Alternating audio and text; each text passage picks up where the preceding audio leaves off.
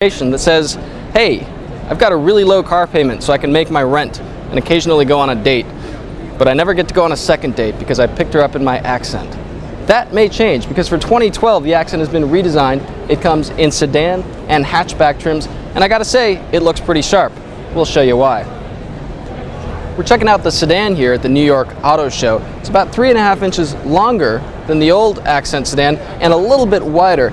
Actually pretty easy to mistake for that larger Elantra. The difference is that the headlights here are a little more clipped, and the fog lights, which are optional, are actually a little more expressive than on the Elantra. The old Accent's kind of shelf-like dashboard is gone. There's much more contemporary shapes in here, kind of a wavier style. It comes down into the center.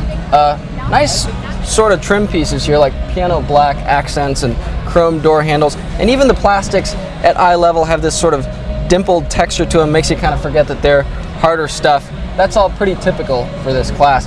I'm impressed how far back the driver's seat goes. I'm about 6 feet tall, but I sit with it maybe an inch or two ahead of all the way back, which is kind of nice.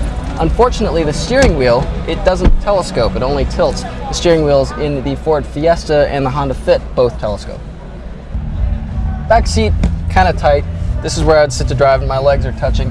And in the sedan, actually, kind of start to run out of headroom if you lean back. In the hatchback, headroom's actually a lot better. I just sat in one a little while ago.